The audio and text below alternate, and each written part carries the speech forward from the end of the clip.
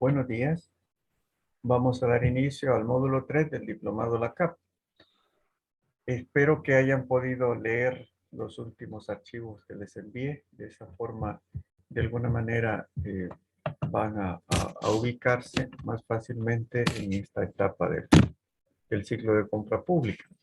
Lo que ocurre que, como dijimos antes, se había planteado el ciclo completo en el escenario que no hay ningún problema que se presente ni en cuanto a actitudes, ni en cuanto a cumplimientos, internos ni externos. Pero sabemos que con frecuencia eso no ocurre, sino que debemos estar preparados para las discrepancias. Y sobre todo, lo voy a decir en salvadoreño, eh, en el manejo de dinero, cada quien salva su pellejo. No existe una forma en la que haya un jefe que nos pueda respaldar en el mediano plazo. Siempre cada persona pues es responsable de sus actos y omisiones. Los contenidos que vamos a estar desarrollando el día de hoy son los siguientes. Las garantías, los recursos. Algunos de los recursos están considerados en la LACAP, quedaron derogados al momento que entró en vigencia la Ley de Procedimiento Administrativo, pero no todos se derogaron. Algunos están vigentes todavía. Luego, algunas modificativas como las prórrogas. Y vamos a abordar esta parte que puede ser incómoda, que son las sanciones. Sanciones tanto a oferentes contratistas como a funcionarios y empleados de la institución. Entre estas sanciones se encuentra la inhabilitación, que es algo que deja fuera de mercado, digamos, a las empresas que no pueden, si han incurrido en cierto tipo de faltas, pues tendrán que, serán inhabilitadas, lo que implica que no podrán presentar oferta en ninguna de las instituciones donde se está desarrollando procedimientos de compra pública regulados por la CAP. Luego, la cesación y extinción de contratos. Al final estaremos tratando de aclarar para efectos prácticos ciertos conceptos. ¿A quién respalda la razón? ¿A quién respalda el derecho? O si es lo mismo, justicia y legalidad. Y esto es porque en el día a día suele ocurrir, sobre todo, eh, he visto a jefes de unidades a lo largo de estos 20 años, a administradores de contrato que se ven en la disyuntiva si obedezco o si me apego a la ley. Porque tal vez reciben una orden y resulta que eso les está acarreando una responsabilidad y a veces no pasa nada, pero es una apuesta y hay que estar conscientes que como apuesta se puede ganar o perder, excepto si alguien se apega a la legalidad, pero con la suficiente inteligencia intelectual y emocional. Lo que queremos decir es que a veces la gente está confundiendo y un poco influenciado por las películas, por el español que hablan los periodistas, confunden la justicia y la legalidad. Eh, para algunas personas es lo mismo y en eso pues yo no puedo eh, imponer mi criterio, sino que cada persona puede opinar lo mismo. Pero queremos aclarar al final de este módulo este concepto. Si todo lo legal es justo. Pues ustedes recuerdan, en muchas películas la gente va a los tribunales a exigir justicia. En realidad, lo que al menos en el mundo latino, aquello que tiene raíz en el derecho romano, lo que se le va a aplicar es la ley. Y a veces, para algunas personas, la legalidad no coincide con lo que consideran justo. Y esto es importante, y lo digo, lo he visto muchas veces en estas décadas, en administradores de contrato que consideran que es injusto que se les aplique sanciones si ellos solo estaban obedeciendo una orden. Pero lo que considere la persona como justicia no necesariamente es lo que corresponde a la legalidad. Ese, digamos, es un punto de vista. Para otras personas no es así. Si estamos aplicando la ley es porque se está impartiendo justicia. Entonces, los últimos minutos de este módulo se dedicarán para aclarar un poco ese concepto.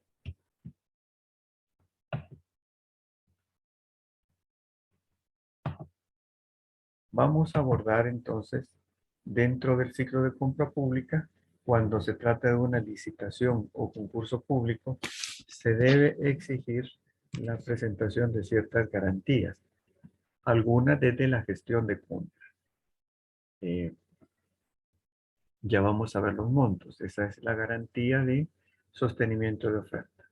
Luego, hasta la etapa de contratación, aparecerá también otra exigencia de garantía, que es la de cumplimiento de contrato. Obviamente, esta solo se le va a exigir a la empresa que se le ha adjudicado en el proceso.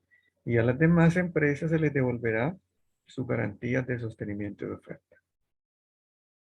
Si en la etapa de seguimiento, al inicio de la etapa de seguimiento, la empresa solicita y el administrador de contrato autoriza un anticipo, entonces se va a exigir una garantía de buen uso del anticipo. Y luego, al terminar, cuando lleguemos al final del proceso, a la etapa de liquidación, se le deberá exigir la garantía de buena obra, cuyos los montos y plazos, pues, los vamos a ver resumidos en esta lámina. Nos pasamos en el artículo 31 y siguientes de la LACAP. El monto de cada una y los plazos. Como sabemos, digamos, el monto de una garantía pues dependerá también de lo presupuestado. Un poco el concepto es que la unidad solicitante obviamente está basándose en su presupuesto y por lo tanto ya sabe aproximadamente los precios de mercado de lo que se va a adquirir o contratar. Y a lo largo pues del proceso, ya de una sola vez en las bases de licitación o de concurso, se deja claramente establecido estos montos. Lo que la ley manda es los rangos. Para poner un ejemplo rápido, si fuese el caso de una escuela que se va a construir o remodelar y se estima que el contrato va a ser por un monto de $100,000 para un plazo de 6 meses. Entonces sabemos que cuando las empresas presenten sus garantías, sus ofertas, perdón, deben respaldarlas con una garantía que oscile entre el 2 y el 5% del presupuesto del contrato. Debe ser, en este caso, entre 2 y $5,000. El instrumento, el documento, debe estar emitido por una institución respaldada por la Superintendencia del Sistema Financiero. Y esto es algo importante para garantizar el buen manejo de los fondos públicos. Pero si todavía no les hemos entregado nada, es simplemente para que nos garanticen que la oferta estará en firme mientras se desarrolla el proceso. No es necesario, digamos, cuando se trata de una libre gestión. Esto está hablando del escenario de una licitación o concurso público. Las empresas deben entregar esta garantía. Por el momento, esto impide que todo el proceso se haga por vía electrónica. Todavía no hay manera que le enviemos a la institución la garantía por vía electrónica. Por lo tanto, las empresas oferentes tienen que hacer una entrega en físico y estar en el país para hacerlo. Luego, la vigencia de esta garantía será de 30 días después del vencimiento de la oferta. Recuerden que las empresas tendrán una vigencia de oferta. No es que la garantía va a vencer 30 días después de la presentación de ofertas, sino que nos deja un margen de 30 días después del vencimiento de la oferta. Luego, cuando la Comisión Evaluadora de Ofertas envía al titular su recomendación a través de la UASI, sabemos que el titular procederá a hacer su valoración y va a adjudicar. le va a notificar a la UASI, la UASI va a convocar a la empresa correspondiente para la firma del contrato o la emisión de la orden de compra. En ese momento habrá un plazo para que las empresas que no están de acuerdo pues expresen, más bien interpongan un recurso de revisión si consideran que se le está vulnerando algún derecho. O sea, se le adjudicó a todas las empresas y resulta que la que es ganadora, a lo mejor por el mejor precio, no está cumpliendo los estándares de calidad que se exigían en la base de licitación. Si las demás empresas consideran que eso no procede e interponen un recurso de revisión. En el caso que eso no ocurra, que va a quedar en firme, entonces el, el contrato se va a firmar y la UASI exigirá a la empresa que presente la garantía de cumplimiento de contrato.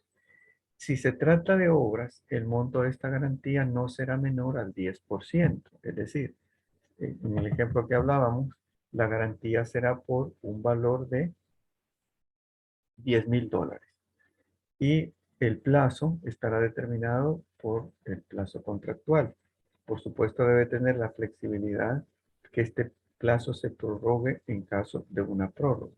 Y en bienes y servicios el monto debe ser hasta el 20%.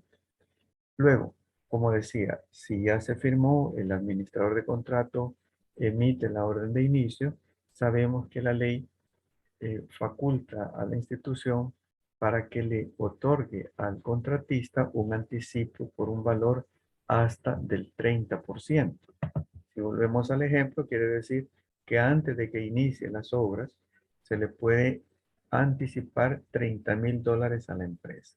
Pero obviamente este anticipo no es para que la empresa salga de apuros.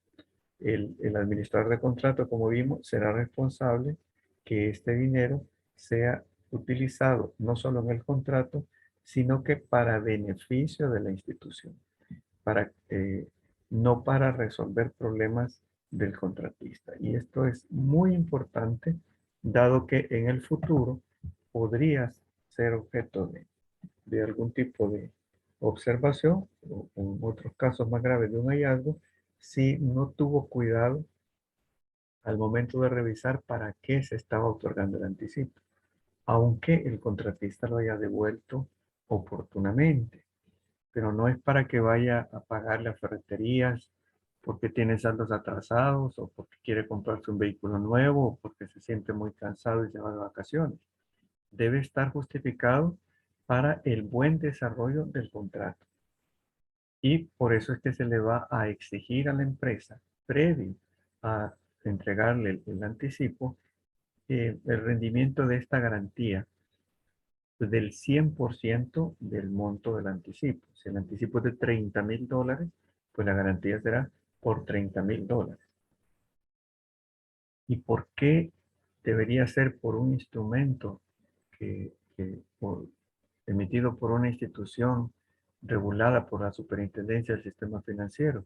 Porque cualquier otro instrumento, si firmara un respaldo por un compromiso, por una letra de cambio, un pagaré o otro tipo de instrumento, implicaría un trámite por la vía civil que sería muy difícil en lograr recuperar esos fondos.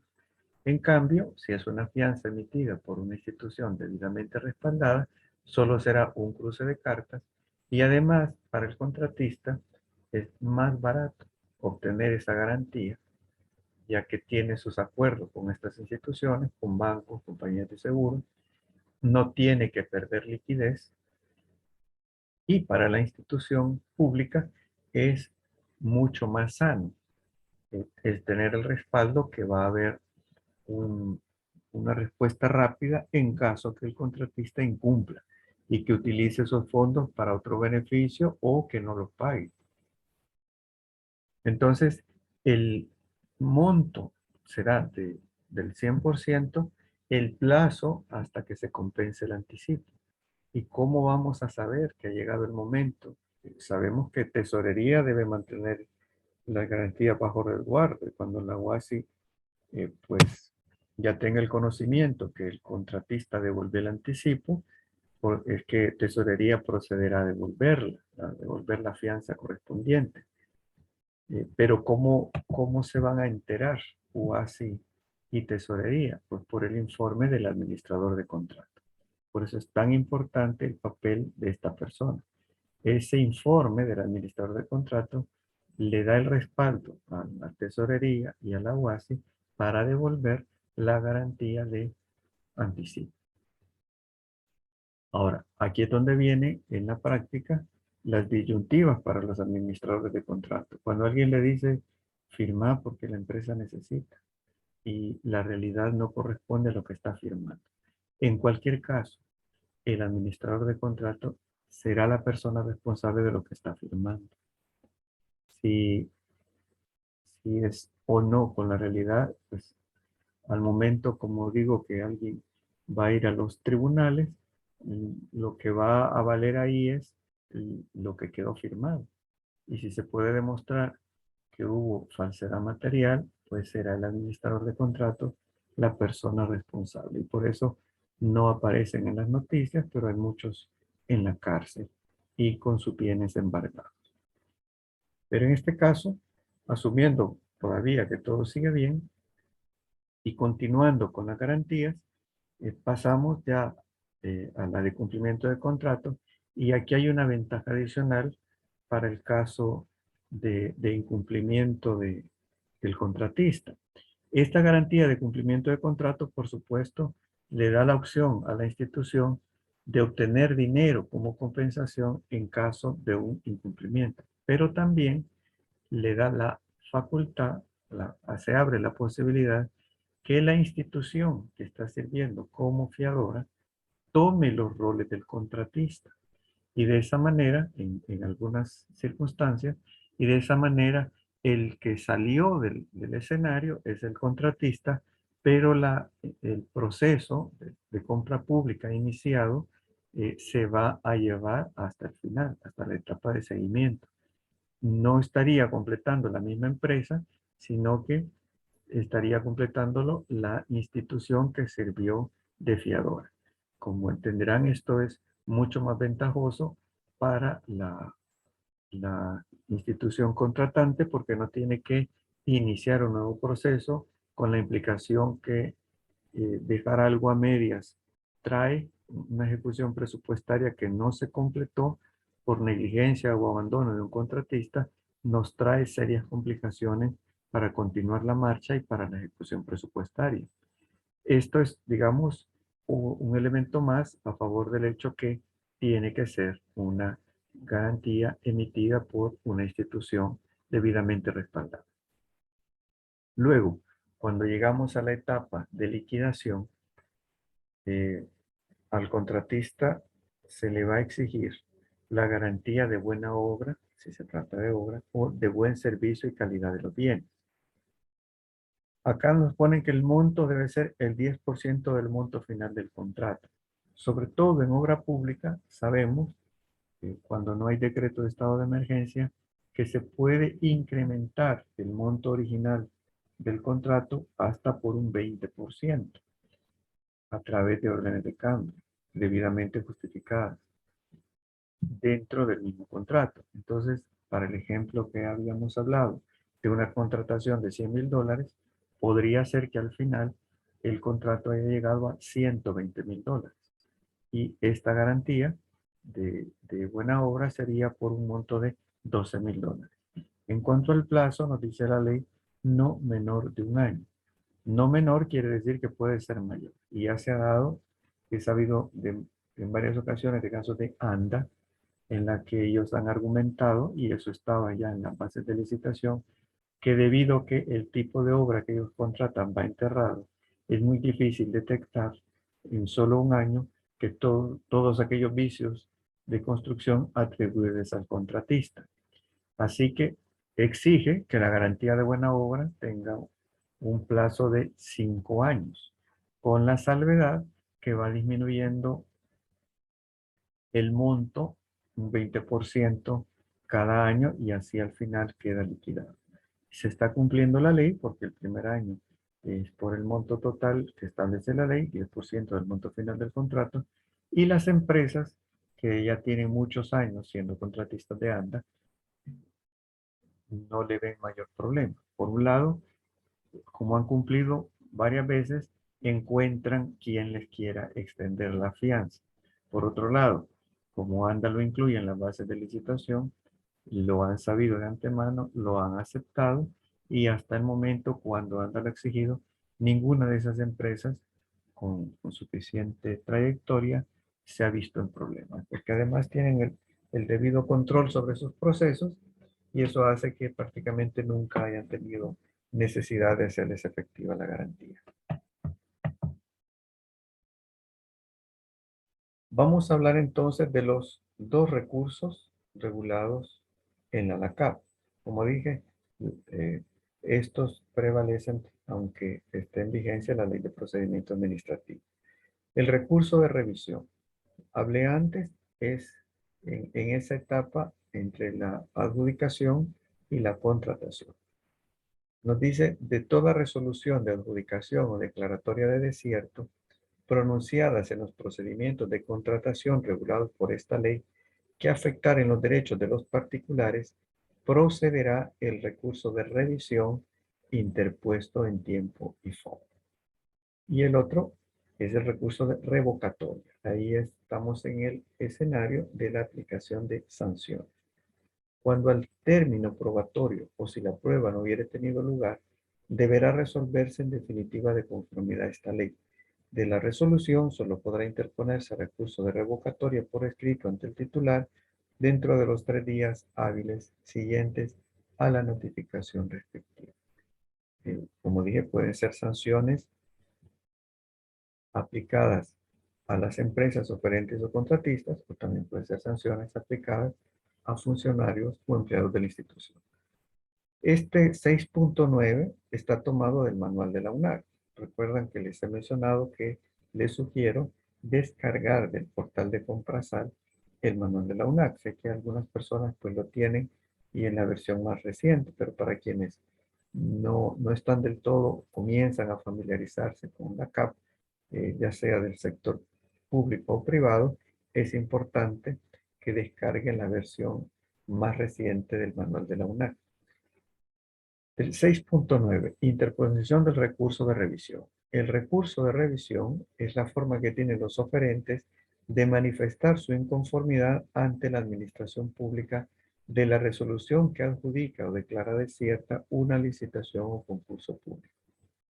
Este procedimiento es la única forma en sede administrativa de impugnar la resolución del resultado de un proceso de licitación o concurso público. Con la interposición de este se agota la vía administrativa. Quiere decir que si la empresa todavía considera que se le está vulnerando el derecho, pues ahora que está agotada la vía administrativa, puede recurrir a la vía jurisdiccional. Uno de los casos que les presenté, que les envié anticipadamente para este módulo, pues es ese caso, una empresa contratista que llega incluso hasta la sala de lo constitucional. En nuestra legislación no podemos acudir a la vía jurisdiccional sin agotar antes la vía administrativa. Aunque a veces las noticias digan otra cosa, porque los periodistas confunden. A veces, en algunos casos, suena hasta risible si es ignorancia o mala fe la forma en que lo manejan.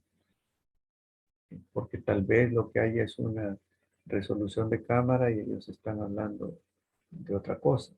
Pero tratamos pues de aclararnos en lo que nos afecta en nuestro trabajo personal para evitar inconvenientes legales. El recurso de revisión deberá interponerse por escrito, por razones de hecho y derecho, ante el funcionario que dictó el acto que se recurre. 5 días hábiles contados a partir del día siguiente a la notificación. El recurso será resuelto por el mismo funcionario dentro del plazo máximo de 10 días hábiles posteriores a la admisión del recurso.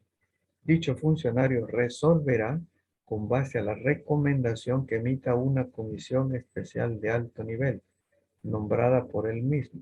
Para tal efecto, contra lo resuelto, no habrá más recursos.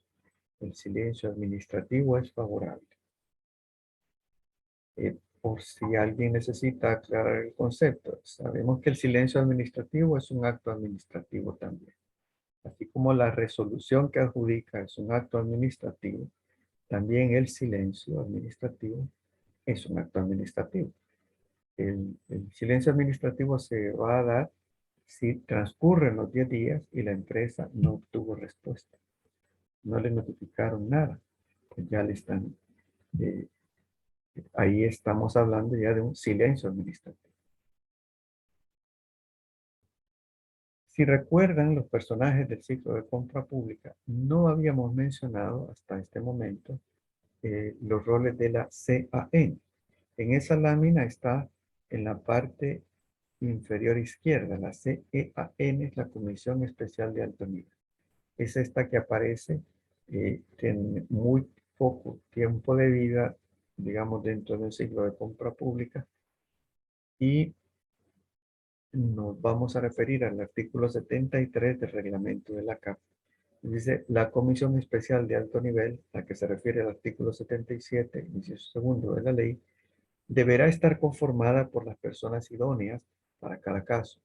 No necesariamente deben pertenecer a la institución o en ningún caso podrán ser las mismas que conformaron la Comisión de Evaluación de Oferta. Quienes integraron la CEO no pueden formar parte de la CEAI. La integración de dicha comisión especial deberá ser diferente para cada recurso, según la naturaleza de las obras, bienes o servicios a contratar.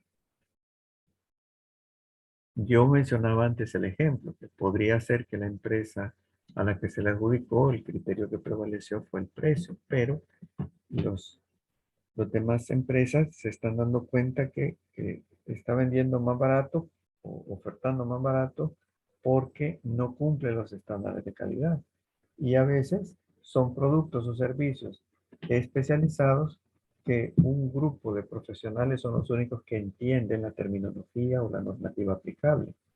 Por decir algo, a veces cuando se habla de medicinas o se habla de materiales, de electricidad, eh, son términos que solo los profesionales de esa área lo entienden. Y a lo mejor el resto de los miembros de la comisión se equivocó porque no tenía el dominio suficiente para entender las diferencias. Así que el regla CAP faculta a los titulares para que convoquen para integrar esta comisión también a funcionarios de otras instituciones.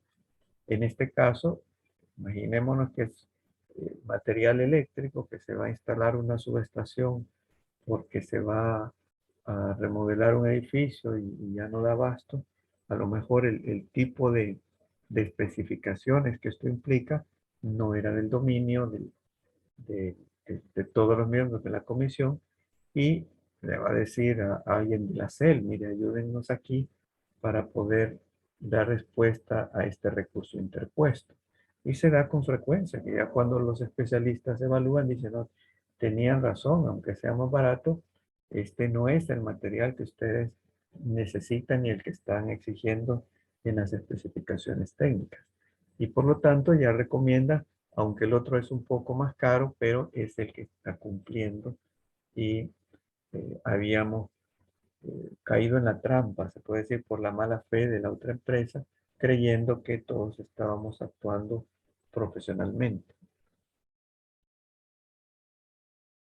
En cuanto a las prórrogas, por cuestión de tiempo no las voy a leer todas, pero como les va a llegar la copia de, de la presentación, y todavía si alguien quiere o necesita, puede pedir el enlace de la grabación, pues hablamos de prórrogas de contratos, de vigencia del contrato, de los plazos y de la garantía. En cuanto a los plazos, el artículo 86 de la CAP y 76 y 83 del RELACAP. La prórroga del plazo se aplica para órdenes de cambio. Como dije, esto es algo propio de la obra pública. La orden de cambio puede originarse de parte del contratista hacerle llegar las inquietudes y justificaciones al administrador de contrato, o también puede ser por iniciativa de la institución contratante. En ningún caso puede, se puede permitir que se esté modificando el objeto contractual. Recordemos que esto quedó definido desde el módulo 1 en la etapa de planificación, cuando la unidad solicitante definió el objeto contractual, o sea, qué estamos comprando, cuáles son las especificaciones técnicas, las características, o qué servicio estamos contratando, cuáles son los términos de referencia para la contratación de ese servicio. La prórroga del plazo también aplicará si el retraso del contratista se debiere a causa no imputable al mismo debidamente comprobada. Tendrá derecho a solicitar y a que se le conceda una prórroga equivalente al tiempo perdido. Es muy frecuente en nuestro país que por una tormenta tropical se cierren algunas carreteras. Y aunque el contrato no sea de obra pública, a lo mejor el lugar quedó inaccesible. O en el caso, digamos, cuando vivimos la cuarentena el año antepasado, eso es algo que no era responsabilidad del contratista. Y la gente no podía salir de su casa y por lo tanto muchos de esos eh, contratos pues sí aplicaban la prórroga. Pero no es lo mismo cada caso. Ahí es donde otra vez es crucial el rol, el papel del administrador de contrato. Porque si el servicio lo puede prestar vía teletrabajo, pues no aplicará la prórroga. Pero el que nos va a decir si eso es posible o no, pues será el administrador de contrato. Luego dice, no da derecho a compensación económica. En ocasiones, si el huracán cerró la carretera, el contratista a veces argumenta, mire, yo tuve que dejar personal de vigilancia porque no puedo abandonar la zona de trabajo. Entonces esos días yo no los consideré en mi oferta. Pues el que se le otorgue la prórroga no le da derecho a compensación económica. Y lo otro importante es que debe solicitarlo y otorgársele dentro del plazo contractual. A veces los contratistas confunden el hecho que le notifiquen, le comuniquen, le informen al administrador de contrato, no implica una solicitud de prórroga. Y se vence el plazo contractual, no hubo prórroga, la entrega se hizo tardíamente y por lo tanto se debe iniciar el proceso sancionatorio para aplicación de multa. Y en la mente del contratista eso no es justo. No es justo porque ya le había dicho al administrador de contrato, pero la ley tiene que aplicarse, aunque no le parezca justo al contratista desde su punto de vista.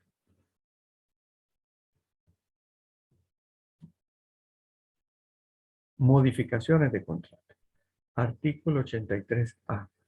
Esto sí se puede, sí faculta la ley a la institución. Los contratos se pueden modificar antes del vencimiento del contrato. Se pueden modificar por circunstancias imprevistas y comprobadas. Se pueden modificar los contratos de obra mediante órdenes de cambio. No debe exceder del 20% el incremento de un contrato de obra pública. Dicho límite no aplica en casos de interés, en casos de estado de emergencia o de interés público. Ahí, aunque sea obra pública, pues ya no hay techo. Ahora las prohibiciones de modificación. Artículo 83B. Los contratos no podrán modificarse cuando se encuentren encaminadas a cualquiera de los siguientes objetivos. A. Alterar el objeto contractual. Lo que está definido como objeto contractual debe llegar hasta el final del proceso. B. Favorecer situaciones que correspondan a falta o inadecuada planificación de las adquisiciones o convalidar la falta de diligencia del contratista en el cumplimiento de sus obligaciones. Los errores o omisiones no nos facultan a modificar un contrato. Cada persona va a asumir las consecuencias de la responsabilidad por las consecuencias de sus errores u omisiones.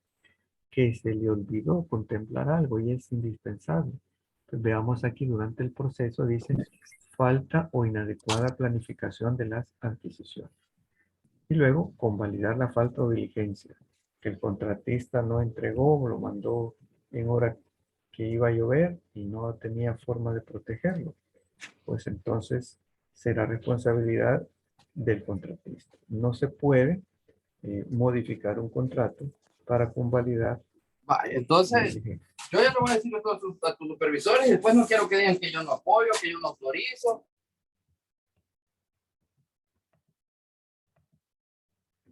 ¿Sí? Luego, incumplimientos contractuales. Un pequeño checklist para dejar claridad mental a qué llamamos incumplimientos contractuales. A la mora en el cumplimiento de obligaciones. La falta de presentación de las garantías. El no suministro de bienes o servicios o suministrarlos en cantidad o calidad inferior a la pactada. La no ejecución de obra y los incumplimientos de aspectos técnicos. Les quedan ahí los artículos correspondientes eh, para el que quiera o la que quiera ampliar un poco sobre cada uno de los temas. La gráfica nos muestra una obra que aparentemente está iniciando, pero ya tiene el sello de vencido. ¿Por qué? Porque aunque el plazo final no haya llegado, se ve que ya se retrasaron. Incluso casi no hay personal y hay maleza. Pareciera que solo se está queriendo montar una obra de teatro y en realidad no están trabajando. Entonces, esas actividades que se van completando con retraso, pues ya implican el inicio de un proceso sancionatorio, la imposición de multas en base al artículo 85. Luego, el artículo 99 nos habla del plazo de reclamos relativos al contrato debe ir incluido en las bases de licitación, porque vencido ese plazo para efectuar reclamos, se liberará de responsabilidad al contratista.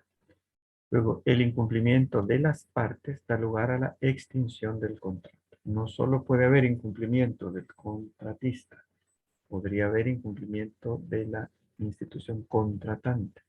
En cualquiera de los casos, esto nos da lugar para la extinción del contrato. Dependerá la responsabilidad de qué lado va a ser. Luego el artículo 103 es el que faculta a la institución para que el fiador pueda terminar la obra. El artículo 117 nos determina la devolución de la garantía, luego de concluido el plazo de revisión y recepción definitiva. Luego volvemos a hablar de sanciones. Uno de los efectos de los incumplimientos es la ejecución de garantías. Y en el artículo 147 bis, pues hay mayor detalle de las sanciones.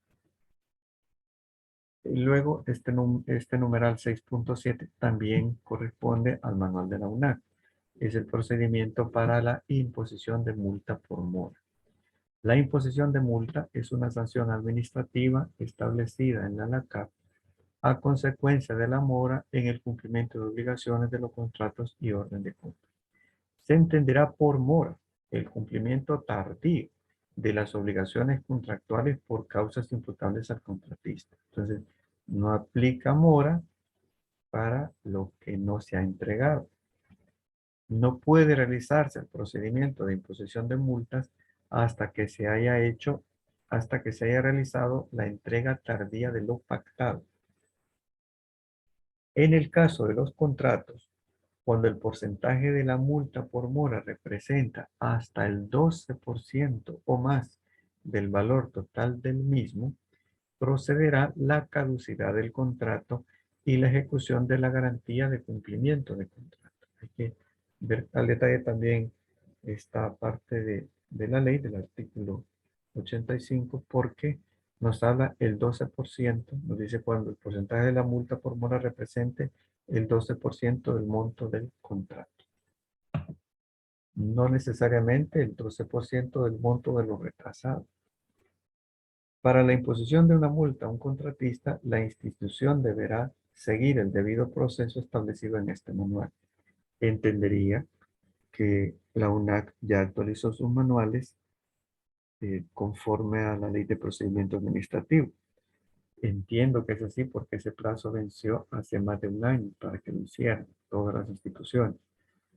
Pero como cada persona es responsable de sus actos o omisiones, aunque lo diga la UNAC, siempre es importante verificar que no estamos violentando la Ley de Procedimiento Administrativo. Este es el artículo 85 de la CAP. Y la UNAC nos prestó, nos hizo llegar una circular que en su momento hizo circular, valga la redundancia, para los ejemplos de cálculo de multas. El día de hoy no vamos a efectuar ningún tipo de cálculo, pero sí vamos a presentar esos ejemplos, 4 ejemplos, y cada quien en su tiempo libre, si le interesa, pues puede revisar las operaciones. En ese ejemplo está ahí qué es lo que corresponde para cada caso y de dónde salieron las cantidades. Viene al detalle en la base cómo hicieron los cálculos. A muchas personas eso se les facilita y a otras personas eso se les complica. Eso no quiere decir que alguien sea menos o más inteligente, simplemente son las aptitudes personales. Por ello es que la UNAC envió esa circular para tratar de aclararle a todas las personas interesadas. Dice el artículo 85. Cuando el contratista incurra en mora en el cumplimiento de sus obligaciones contractuales por causas imputables al mismo, podrá declararse la caducidad del contrato o imponer el pago de una multa por cada día de retraso de conformidad a la siguiente tabla. Podrá imponerse porque la otra opción es que le haga efectiva la garantía, pero no es que debamos a perdonar. O sea, la ley obliga a iniciar proceso sancionatorio por incumplimiento. En el primer caso, dice, en los primeros 30 días de retraso, la cuantía de la multa diaria será del 0.1% del valor total del contrato. Si lo traducimos a dólares, si vemos solo son 10 centavos cada día por los $100. Suena poco, son 10 centavos por cada día en los primeros 30 días, por cada $100 de retraso. 2. En los siguientes 30 días de retraso, la cuantía de la multa diaria será del 0.125% del valor total del contrato, 12 centavos y medio. Y 3. Los siguientes días de retraso, la cuantía de la multa diaria será del 0.15% del valor total del contrato. Entonces, si recuerdan, en el informe del administrador de contrato, hay uno de los apartados donde él va informando la fecha programada y la fecha real. Y nos mostrará si esa fecha está, se está cumpliendo, si se hizo anticipadamente o si se hizo con retraso. De esa manera, pues la UASI ya sabe si hay días de retraso que deberá iniciar el debido proceso sancionatorio. Cuando el total del monto acumulado por multa represente hasta el 12% del valor total del contrato, procederá la caducidad del mismo, debiendo hacer efectiva la garantía de cumplimiento de contrato. Ahora, recapitulando un poco, si recuerdan en el módulo 2, no mencionamos ningún contratiempo en la etapa de seguimiento. En este caso, si estamos viendo algo que puede ser serio o no, puede ser grave o no. En uno de los archivos que les envié, habrán podido leer que para el caso del proveedor de CEPA, es un proceso sancionatorio de aplicación de multa, donde en realidad solo termina pagando una cantidad muy pequeña, muy poca. Más podrá decir el tiempo que se gastó, pero también registramos el incumplimiento. Y eso es importante que llevemos ese registro, ese historial. El tema es que a veces también las empresas nos envían personas que tienen un conflicto interno, que por cualquier cosa vamos a empezar una guerra. Entonces debemos estar preparados también para, sin perder la asertividad, podamos aplicar la ley. Porque esas personas podrán hacer un escándalo por la aplicación de $15, de $20. Y la ley nos obliga a que se la aplique. Y pueden sentirlo como un objeto de honor. Entonces, si somos parte del sector privado, debemos asumir la responsabilidad. Entregamos tardíamente, entonces nos van a aplicar la multa. Si ya previmos el retraso y no es nuestra responsabilidad, debemos solicitar la prórroga. Y debemos verificar que se tramite y que haya respuesta a esa solicitud. Precisamente el ir armando ese proceso durante la marcha nos evitará contratiempos. La LACAP obviamente tiene varios instrumentos para manejo de controversias, pero se trata de no tener que llegar a las controversias. Y ya son complicadas en la vía administrativa y todavía se complicarán más si nos vamos atrás. Bien, antes de irnos al receso, les muestro esta es la circular a la que hice mención. Como la preparó la UNAC, por lo visto, hace bastante tiempo, el salario mínimo que ellos utilizan para este cálculo no corresponde al salario mínimo que está vigente. Eso es nada más un comentario por si a alguien no le cuadran las cuentas. Dice, las obligaciones contractuales se han cumplido, pero no en la fecha definida en el contrato o orden de compra. El retraso es atribuible al contratista, no está justificado. Para el cálculo de multa, se tomará como parámetro el monto del suministro no entregado y el tiempo de retraso en la entrega. Se contará desde el día siguiente el que se estableció que debía entregarse el suministro hasta la fecha real de entrega. Entonces, si ven, son 4 ejemplos. Los 2 primeros son licitaciones públicas. El tercero es una libre gestión. Y el cuarto, una contratación directa. Aunque estemos en decreto de estado de emergencia, si entrega tardíamente, pues procede la aplicación de la multa.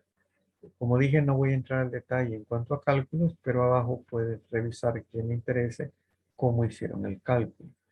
En cada una de las columnas están separadas las multas para los primeros 30 días, luego del día 31 al día 60 y por último del día 61 en adelante. Solo el caso del bien X tiene 85 días de retraso y ocupa las 3 casillas.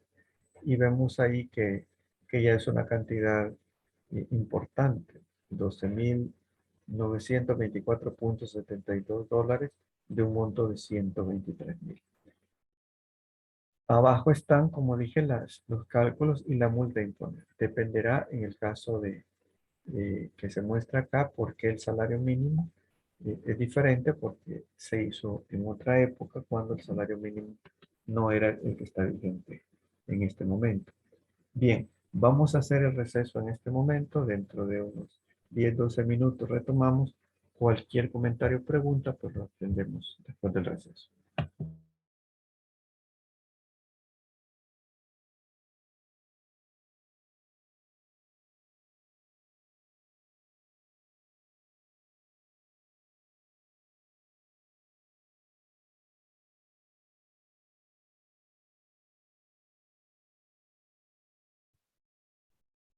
Bien, vamos a continuar.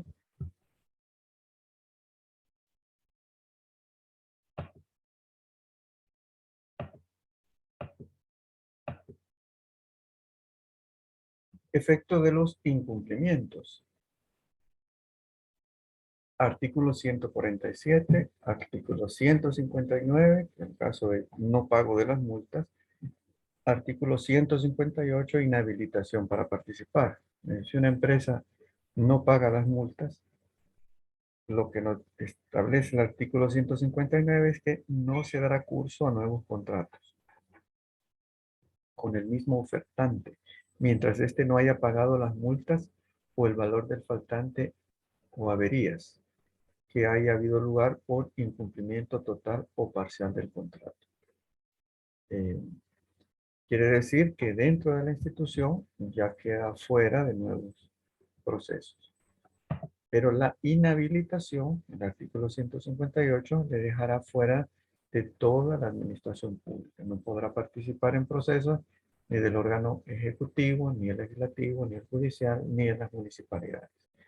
Los que han visto, pues que están familiarizados, saben que ahí en Comprasal se puede verificar la lista de las empresas que están inhabilitadas y el plazo que todavía resta para que se cumpla la inhabilitación.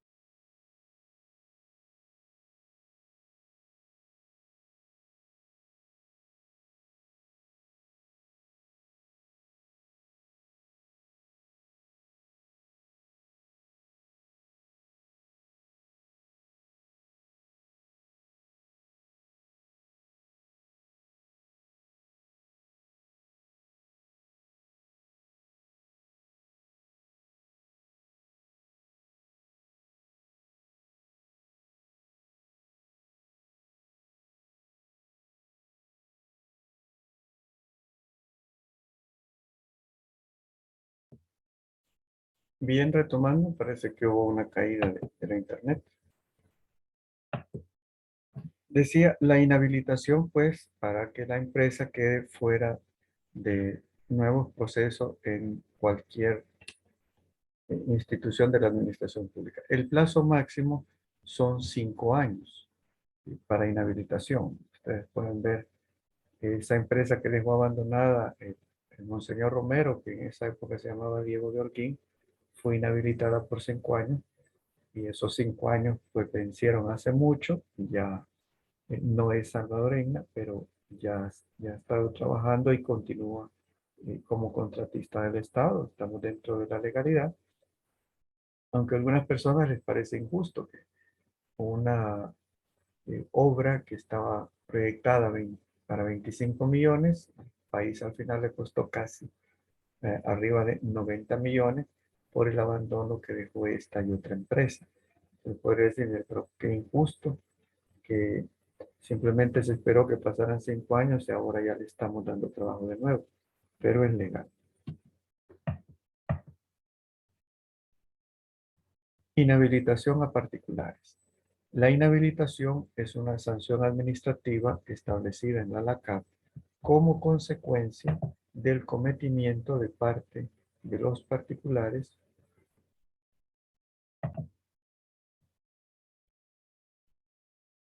Esta sanción imposibilita la participación de los particulares en procedimientos de contratación administrativa de todas las instituciones de la administración pública, mientras dure la misma.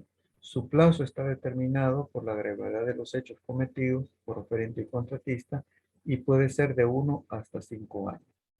Para inhabilitar a un oferente o contratista, la institución deberá seguir el debido proceso contenido en este manual y notificará a la UNAC en caso que se imponga la inhabilitación a más tardar el día hábil siguiente de estar en firme la resolución, adjuntando copia del acta de notificación. De nuevo, los roles de un administrador de contrato. Es su obligación, su responsabilidad, reportar incumplimientos. Si entregó tardíamente, la UASI iniciará el proceso sancionatorio, la aplicación de multa. Si lo que entregó no corresponde a lo contratado, igual debe informar. No le corresponde al administrador de contrato inhabilitar, pero mientras no informe, él mantiene la responsabilidad de esa información.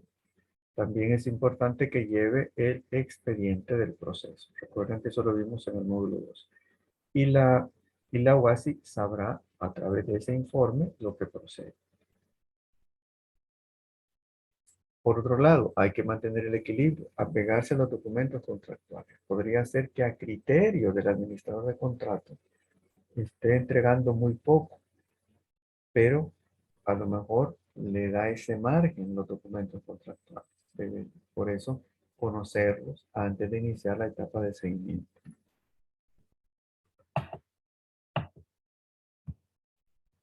Luego les queda acá el procedimiento para aplicar sanciones a particulares. El artículo 160. Vamos ahora al artículo 158. La institución inhabilitará para participar en procedimientos de contratación administrativa al ofertante o contratista que incurra en alguna de las conductas siguientes.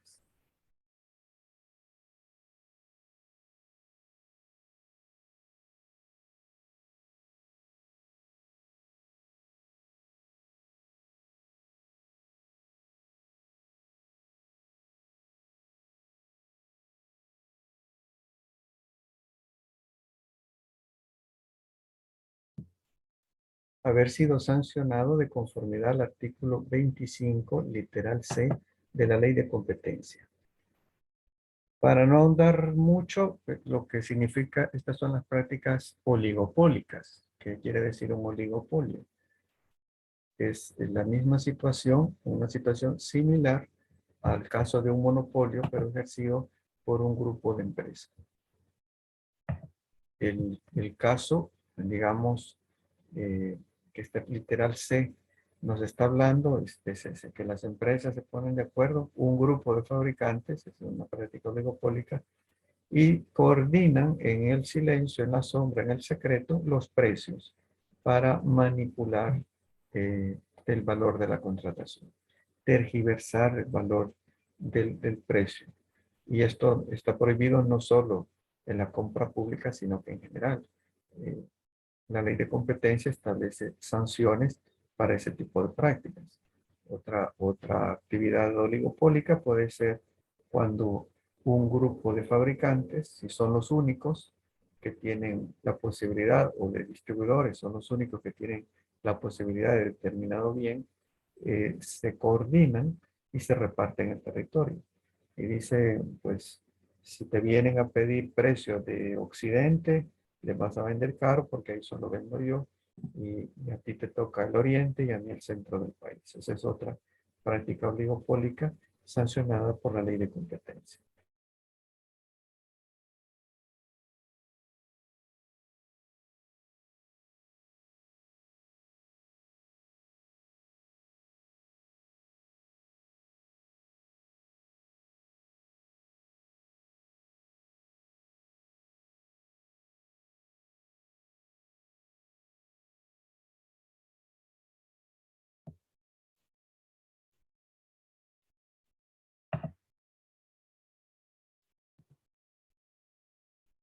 Inhabilitación por 2 años. Reincidir en la conducta contemplada en los literales del romano anterior.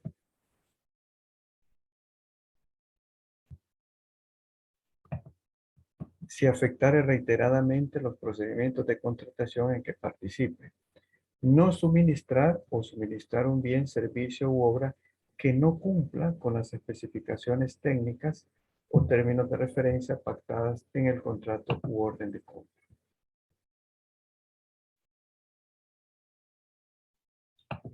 Me pide que vuelva a la lámina anterior.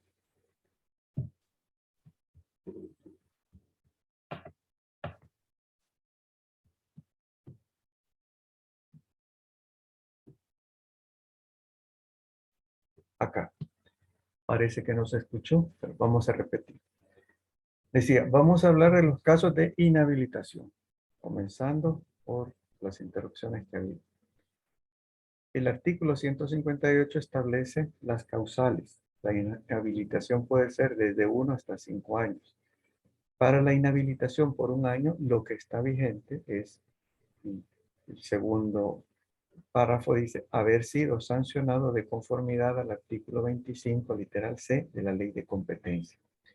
Si nos vamos a la ley de competencia, este artículo lo que establece son sanciones para prácticas oligopólicas.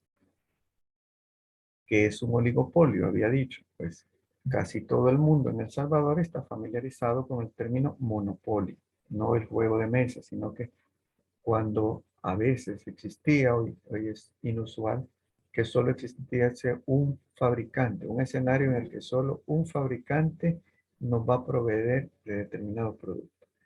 Los que vivimos el siglo pasado, en los años 80, recordamos la época que solo había un fabricante de aceite comestible. Entonces, ese era el monopolio del aceite, el Dorado. Y durante muchos años no surgió ni siquiera el Orisol y no había otra empresa que proveyera el aceite para los hogares. Esa es el clásico monopolio.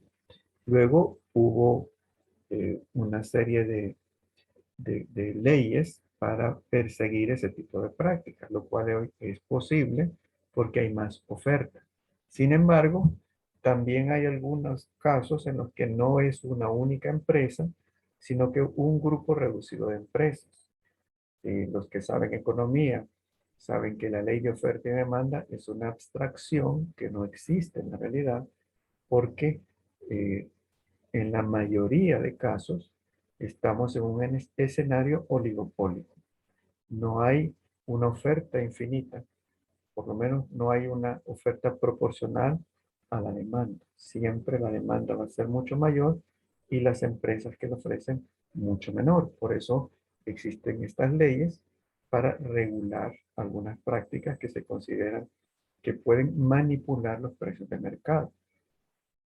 Una de esas prácticas puede ser que se repartan el territorio, que para determinado bien se pongan de acuerdo las únicas empresas que aunque son competidores entre ellos, saben que son los únicos.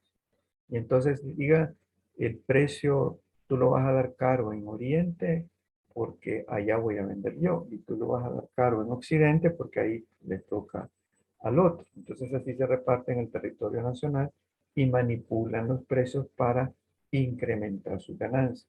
Otra práctica puede ser que escaseen el inventario, que escondan para que a la fuerza se escondan la producción para que la fuerza se escasee y eso empuje los precios al alza. Esa es otra práctica oligopólica. Y en el caso de un proceso de compra pública, podría ser que se pongan de acuerdo y digan, como somos los únicos, tu oferta va a ser por tanto, la mía va a ser por tanto y la otra va a ser por tanto. Y así le vendemos al precio que nosotros digamos. Si se descubre ese tipo de acuerdo, pues la sanción es 1 año de inhabilitación. No es lo mismo que abiertamente hagan un asocio temporal y digan, mire, como somos los únicos que pueden ofrecer esto, en este caso, vamos a presentar de manera conjunta asociado una oferta única en la que los 3 o 4 empresas pues estamos participando. Y esta sería algo con la debida transparencia y no sería objeto de sanción. Inhabilitación por 2 años. Reincidir en la conducta contemplada en los literales del romano anterior. Si afectare reiteradamente los procedimientos de contratación en que participe. Ahí estamos hablando de esas empresas conflictivas, donde la empresa a lo mejor tiene una política, pero la personalidad de quien llega a la institución es compleja. Es de esas personas tóxicas que nos viene a retrasar y a causar daño a la ejecución presupuestaria. Si lo está haciendo reiteradamente y se tiene el debido respaldo, se puede iniciar un proceso sancionatorio que implica inhabilitar a la empresa por 2 años. Luego, no suministrar o suministrar un bien, servicio u obra que no cumpla con las especificaciones técnicas o términos de referencia pactadas en el contrato u orden de compra. Sería otra mala jugada, ofertar determinado bien o, o determinado servicio y en la etapa de seguimiento no cumplir con el estándar, llevar algo de inferior calidad. Entonces eso también procedería a una inhabilitación para participar. Pero luego, ¿cómo se entera de esto la institución, de este incumplimiento? Por el administrador de contrato. Y si no lo informa y hay daño patrimonial a la institución, pues será responsable el administrador de contrato. Inhabilitación por 3 años. Reincidir en alguna de las conductas tipificadas en los literales B y C del romano anterior. No suscribir el contrato en el plazo otorgado o señalado sin causa justificada o comprobada. No suscribir el contrato cuando ya se le adjudicó y pasó al término de ley, le convocó la UASI y no llegó a firmar. Entonces, esa es causal para inhabilitarle por 3 años. O sea, por eso es importante que las empresas tomen con la debida seriedad la preparación de las ofertas. Este es un ámbito donde estamos protegiendo los intereses del país. Son fondos públicos, por lo tanto, son bienes de todas las personas salvadoreñas y le estamos causando daño al país entero. Entonces, por lo menos, la sanción que se le estaría aplicando es que durante 3 años queda fuera como proveedor del Estado. Luego, obtener ilegalmente información confidencial que lo sitúe en ventaja respecto a otros competidores. Acá se ha logrado controlar, sobre todo en los últimos años, la fuga de información. Los consultores ahora son gente más seria que no se presta a revelar detalles de la etapa en la que están colaborando en la planificación con las unidades solicitantes. Y esta es información que le puede servir a las empresas contratistas, pero el hecho que también si se descubre dejaría la posibilidad que no la posibilidad, sino que la obligatoriedad que se le inhabilite por 3 años. Inhabilitación por 4 años. Aquí hay una cosa interesante de los legisladores que de aquel momento lo han mantenido los actuales. No es lo más grave el pago de sobornos. Esta es una inhabilitación por 4 años. Dice, reincidir en la conducta contemplada en el literal B del romano anterior. Suministrar dádivas directa o por intermedio de tercera persona a los funcionarios o empleados involucrados en un procedimiento de contratación administrativa. ¿Ven? No se va a la inhabilitación de 5 años, sino que el suministrar dádivas contempla nada más 4 años. Acreditar falsamente la ejecución de obras, bienes o servicios en perjuicio de la institución contratante. Igual, poco a poco el país va avanzando en crear un mecanismo para verificar esta información. El mecanismo existe, pero es incipiente. En países más desarrollados, las empresas y los profesionales registran en el ente que les acredita cuál es la experiencia que van teniendo. Entonces, nadie se va a inventar un currículum. Ninguna empresa puede atribuirse algo que no ha hecho, porque lo tiene que ir registrando gradualmente en cada ejercicio. Y el ente que regula sus acreditaciones o que emite sus licencias de operación es el que lleva este registro. Entonces, existe ya en el país la posibilidad y algunas plataformas para irlo haciendo. Entonces, hemos por lo menos empezado a caminar, que esta es una de las, digamos, dificultades de nuestra cultura latina, y no decir eh, solo hispana. Todo lo latino, lo que viene de la antigua Roma, tiene ese defecto, es tratar de manipular creyendo la buena fe de la otra persona, acreditando falsamente algo que no ha ejecutado. Entonces, si eso se descubre, procede a una inhabilitación por 4 años. Y lo más grave, digamos, inhabilitación por 5 años, reincidir en alguna de las conductas contempladas en los literales B y C del romano anterior. Invocar hechos falsos para obtener la adjudicación de la contratación. Participar directa o indirectamente en un procedimiento de contratación pese a estar excluido por el régimen de prohibiciones de esta ley. Las inhabilitaciones a las que se refiere este artículo surtirán efecto en todas las instituciones de administración pública, debiendo hacerse por resolución razonada, y de todo lo actuado, la UASI debe incorporar la información al registro e informar a la UNAC de dichas inhabilitaciones para su correspondiente divulgación. Si un proveedor inscrito en el registro le sobreviene alguna causal de inhabilidad, con posterioridad a la inscripción, esta será dejada sin efecto hasta que cese su inhabilidad. Bien, de nuevo, como un repaso, volvemos a ver a los personajes del ciclo de compra pública. El que actuó en esta ocasión como nuevo elemento sería la comisión evaluadora, la comisión especial de alto nivel, y tenemos pues el resto que ya habían participado. Sigue presente la unidad solicitante, la UAS, el titular, los oferentes y contratistas, y por supuesto la UFI. Ahora, de todos estos actores, ¿cuáles pueden ser sancionados? Todas y todos. Sanciones a funcionarios y empleados públicos.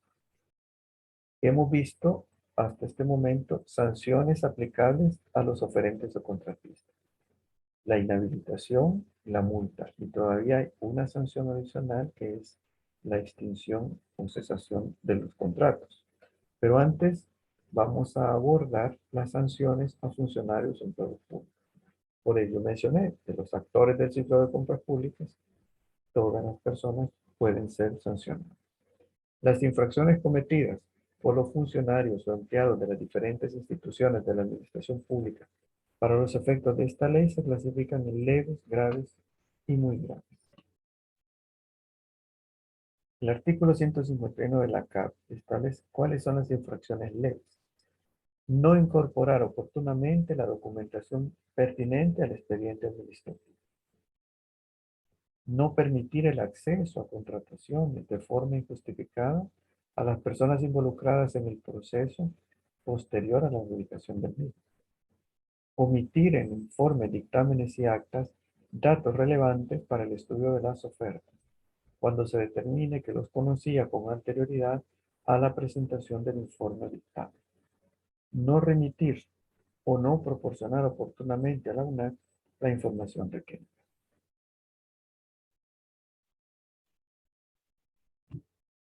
Infracción grave. Retrasar injustificadamente la recepción de obras, bienes o servicios. Si por un lado, como dije antes, no debe retener información el administrador de contrato. Debe informar en cumplimiento a la UAS, pero tampoco debe abusar de la práctica. Debe apegarse a la ley. El otro extremo es retrasar injustificadamente la recepción de obras, bienes o servicios.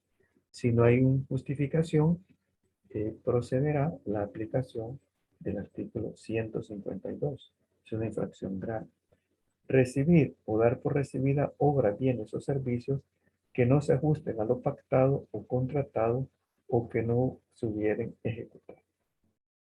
Si está exigiendo algo que no estaba contemplado en los documentos, eh, o si está recibiendo algo que no existe en la realidad. Infracción muy grave. Causar un perjuicio patrimonial debidamente comprobado, siempre que la acción fuere realizada con dolo, fraude, impericia, negligencia o mala fe, en el procedimiento para contratar o en el control de la ejecución.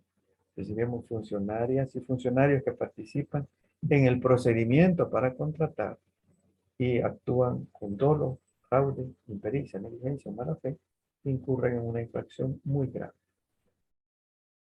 O también las personas que participan en el control de la ejecución. Porque era importante que todo el mundo tuviese claro que nadie le notifica de la vigencia de una ley. Que estamos obligados a cumplir la ley desde que está vigente. Nadie nos va a llevar una notificación de que tengo que cumplir esto. Nadie puede alegar ignorancia para el no cumplimiento de la ley. Nadie puede decir, aplíqueme una sanción más suave, porque yo no sabía. Eso sería un atenuante. Y no es un atenuante no saber.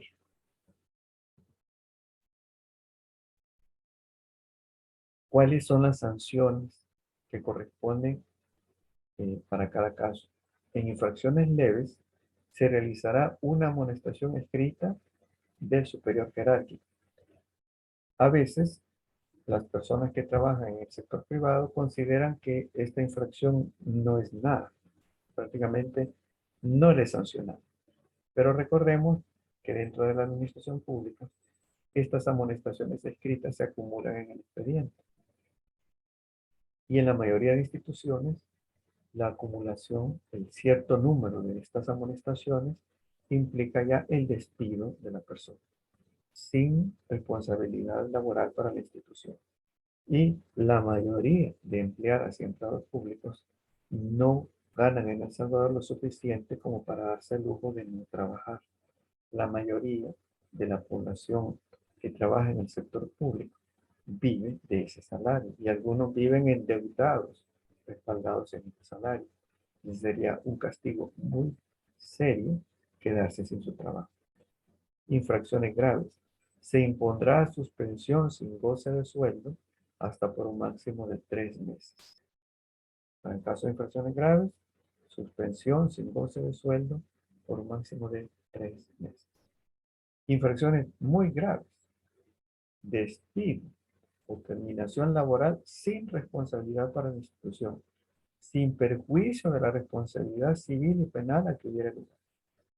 sea, además de las sanciones estipuladas en la LACAP, se le deberán aplicar las que correspondan al Código Civil y al Código Penal. Entonces, responsabilidad civil implica que le pueden embargar varios bienes. Y responsabilidad implica que le van a mandar a la cárcel.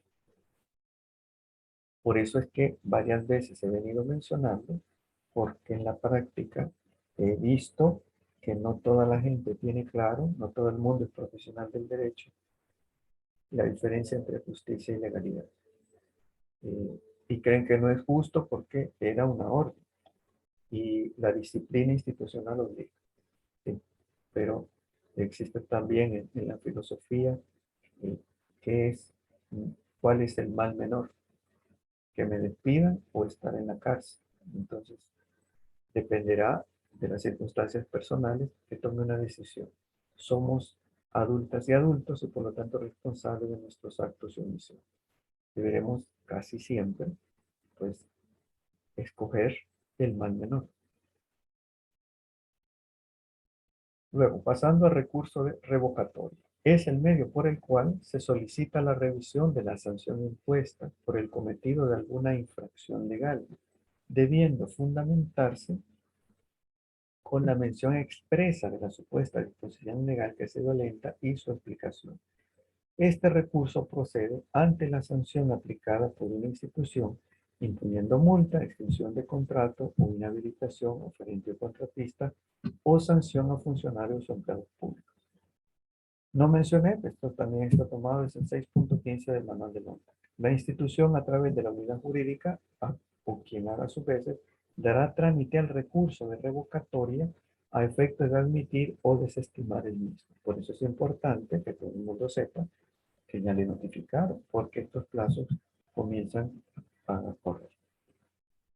De la cesación de contratos, estos son los artículos correspondientes. Veremos una breve explicación. Cesación, extinción, caducidad, mutuo acuerdo, revocación, casos especiales y rescate. Aquí hay un poquito más de ampliación y luego viene otra. La cesación, artículo 92. Puede ocurrir por la expiración del plazo pactado para su ejecución o también por el cumplimiento de las obligaciones contractuales. Y ahí pues, es lo deseado. Las formas de extinción, caducidad, mutuo acuerdo de las partes contratantes, revocación, casos especiales y rescate. ¿Qué significa cada uno? Caducidad, artículo 94. La falta de presentación de la garantía de cumplimiento de contrato.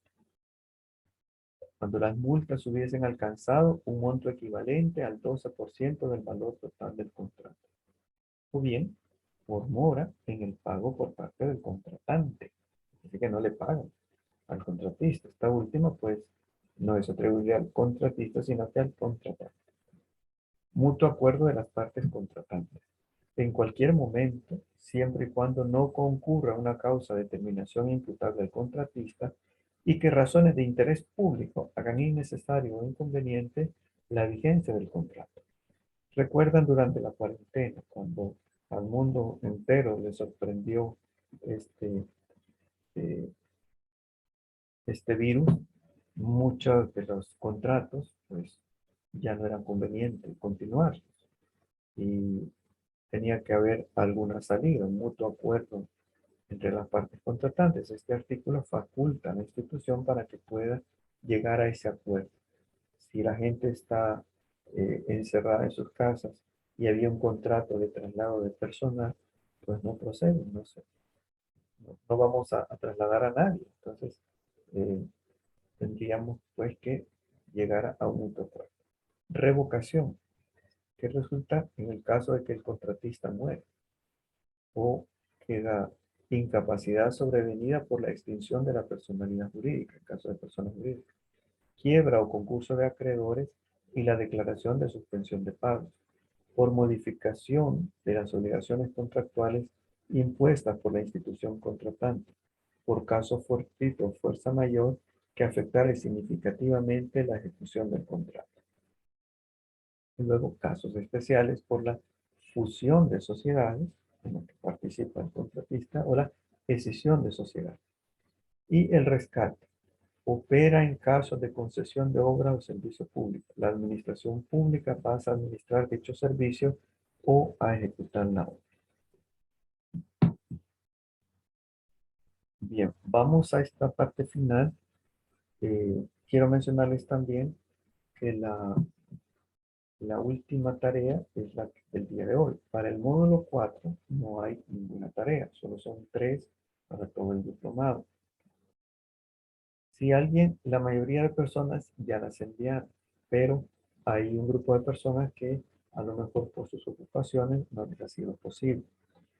Existe la posibilidad, yo voy a explicar en un momento que consiste en la tercera, yo creo que es todavía la más sencilla, pero si por cuestión de tiempo ya se les complica enviar para el cuarto módulo las 3 tareas juntas, existe la posibilidad que puedan responder un cuestionario en línea. Si alguien lo desea, me envía un correo y yo ahí le enviaría el enlace. Resolver ese cuestionario creo que no les va a llevar ni 20 minutos. Es un breve resumen. Incluso si alguien tiene alguna dificultad para contestarlo, le puedo dar el apoyo para que completemos ese requisito. Nuestro interés como institución es desarrollar sus capacidades, sus competencias. No nos interesa el esquema anterior de generar estrés para impulsarlos a un objetivo, sino que toda esta información que les pueda ser útil, pues está disponible y tenemos que cumplir el requisito de alguna actividad evaluable. Dicho esto, insisto, si alguien necesita, le envío el enlace, me lo solicita vía correo y creo que no tardará ni 20 minutos en completar. Justicia y legalidad. Como dije, para mucha gente es lo mismo. Aplicar la ley es impartir justicia, y eso es cierto. Pero el concepto de justicia en la mente de la ciudadanía cambia dependiendo de la persona. Para nosotros como institución, ¿qué es la justicia? Y digo esto porque esta es una postura que algunos participantes pueden compartir y otros rechazar. Esa es la libertad de conciencia o la libertad de opinión. ¿Qué es la justicia? La justicia proviene del vocablo latín justitia, que resulta difícil de definir en español, ya que varía de acuerdo a la cultura y valores propios de cada comunidad, así como también la cosmovisión de cada individuo. La justicia es, a grandes rasgos, la virtud de dar a cada cual lo que corresponde.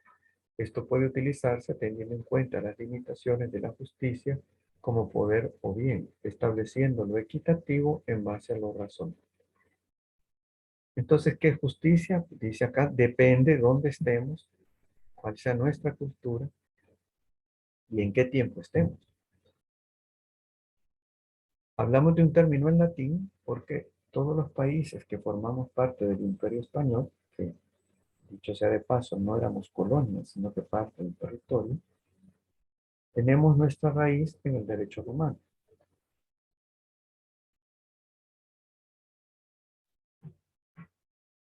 Perdón, alguien me puso una alerta, no sé si hay problema otra vez de audio.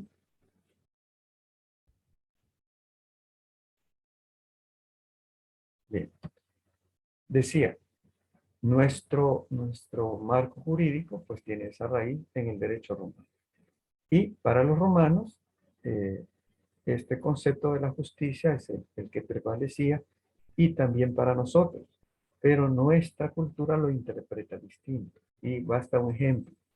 ¿Qué pasa en Latinoamérica? ¿Qué le corresponde? Dice acá, la justicia es el poder o bien, estableciendo lo equitativo en base a lo razonable. La justicia es la virtud de dar a cada cual lo que le corresponde. Y pensemos en los administradores de contratos que por obedecer una orden están en la cárcel. La virtud es dar a cada cual lo que le corresponde. Un ejemplo sencillo de la vida cotidiana. ¿Qué le corresponde en Latinoamérica a alguien que rompe un vaso? En la mayoría de países, en la mayoría de ciudades y en la mayoría del área rural de Latinoamérica, corresponde que lo pague y que nos ayude a recoger los pedazos de lo que quedó del vaso. Y hasta ahí llega. Pero para los romanos que nos dieron este concepto, ¿qué le correspondía en aquella época, hace más de 20, 21 siglos al que rompía un vaso. En otro lugar del mundo, en el Mediterráneo, en la antigua Roma imperial, le correspondían 10 latigazos a quien rompía un vaso. Entonces, a nosotros, cuando traducimos con las mismas palabras, nos parecería injusto que a alguien se le dé ni medio latigazo porque quebró un vaso. Entonces, nuestra percepción de lo justo cambia de acuerdo al momento histórico, al lugar donde nos encontremos y a nuestra cultura y nuestros valores. La ley lo que nos está regulando es un marco para que esos diferentes puntos de vista se apliquen, se regulen de la misma manera. La justicia como valor. La justicia es el valor moral que sostiene la vida en sociedad y que responde a la idea de que cada persona obtiene lo que le corresponde. Es decir, es un principio ético. Si antes vimos era un valor, aquí es un principio ético que la mayoría de las personas del mundo decide respetar en pos de una vida armoniosa y civilizada. Ahora en el ámbito judicial. Dentro del ámbito judicial, este concepto se utiliza para hacer alusión a reglas y normas que condicionan los accionarios de personas e instituciones a partir de autorizaciones, provisiones y obligaciones que deben ser respetadas. En el derecho romano, pues las leyes emanan del poder legislativo. No siempre es así en el derecho anglo. Estas normas y reglas pues suelen ser formuladas y puestas por escrito por miembros del poder legislativo de cada distrito cuya principal función es justamente esta, legislar. O sea, son los que promulgan las leyes. Para el establecimiento de estos condicionamientos, las sociedades suelen tomar como base el consenso proveniente de la mayoría de los individuos de una sociedad con respecto a aquello que es considerado como malo o bueno. ¿Recuerdan el caso hace unos años de aquella persona que decía que el daño a una niña solo era falta y no delito? Entonces, eso fue indignante en redes sociales y demás, porque estaba tocando algo muy preciado de nuestra sociedad y se estaba tratando de manipular una ley para favorecer a una persona que había hecho un acto repugnante. Y la justicia en la filosofía. Aquí vemos también pensadores de diferentes épocas, Platón, Aristóteles y Santo Tomás de Aquino. Platón y Aristóteles corresponden a la época anterior a Jesucristo, en la antigua Grecia. Eh, Aristóteles, en la vida real, fue uno de los maestros de Alejandro Magno, el verdadero, no el de la película, el conquistador, el que heredó el trono de Macedonia y llevó su imperio por 3 continentes. ¿Qué era para Platón? Platón era mucho más abstracto y su discípulo Aristóteles ponía más los pies en la tierra. Uno de ellos fue Platón, quien lo considera la armonía de la sociedad. O sea, ¿qué quiere decir eso? La armonía de la sociedad, esa es la justicia, para Platón. Para Aristóteles la considera un igual proporcional. Vemos ya es más pragmático, más del día a día, más cotidiano, más mundano, lo que significa darle a cada uno lo que le corresponde. Y esto tiene que ver con sus necesidades, sus aportes a la sociedad y sus méritos propios. Y luego, como casi 1500 años después de ellos, también en aquella zona de Europa, aparece Santo Tomás de Aquino, un filósofo cristiano que tiene como creyente un concepto distinto. La considera la ley natural. Los seres humanos tienen derechos naturales que le han sido otorgados por Dios. Ese es el concepto de justicia de Santo Tomás de Aquino. Aparecerá la justicia social cuando la reina Victoria esté gobernando en Londres con la revolución industrial. Surgirá este concepto. No se había abordado nunca más que en ese momento. Es una repartición equilibrada de los bienes dentro de una comunidad. El concepto de la justicia social. Y aparecerán dos posturas que llamamos izquierdas y derechas, socialistas y liberales. Pero ambos coinciden que la justicia social es que dentro de una sociedad de mercado no haya pocos que tengan mucho y muchos que tengan poco, sino que exista la igualdad de oportunidades para todas y cada una de las personas. Dicho todo esto, el principio de legalidad da la prevalencia de la ley sobre cualquier actividad o función del poder público. Esto quiere decir que todo aquello que emane del Estado debe estar regido por la ley y no por la voluntad de individuos. Así surge, pues, el Estado de Derecho. El accionar estatal en estos casos encontrará límite en la Constitución para no avasallar los derechos de ningún ciudadano. Por cuestión de tiempo, pues voy rápido, pero creo que el concepto está planteado. Partiendo del principio de legalidad, nos encontramos muchas variantes. Hay legalidad administrativa, principio de legalidad registral, y aquí nos desarrollan el principio de legalidad tributaria, porque todo el mundo paga impuestos. Con esto, lo que viene a establecerse es que únicamente una norma jurídica que tenga carácter de ley puede determinar las bases de las obligaciones tributarias.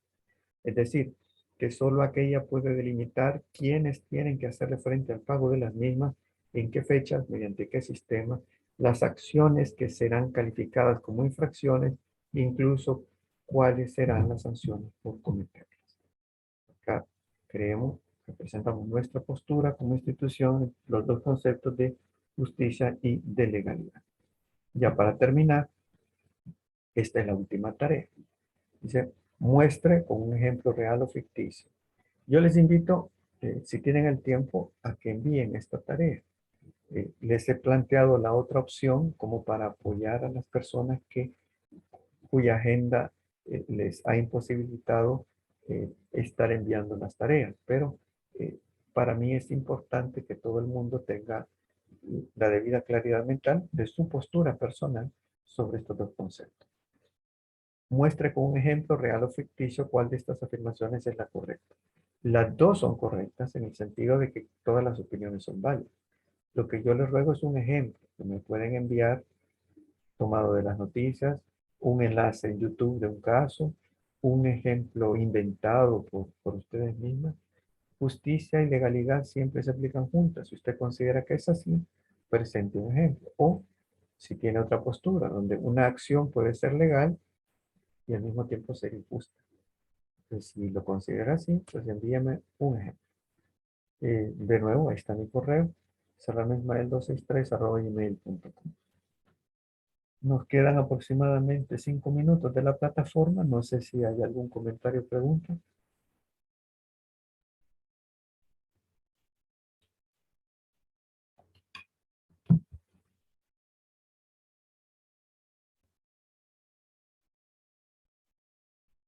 Bien, en ese caso, pues les agradezco de nuevo su atención. Estamos eh, en comunicación, con gusto, a través del correo. Les deseo lo mejor a ustedes y su familia. Gracias.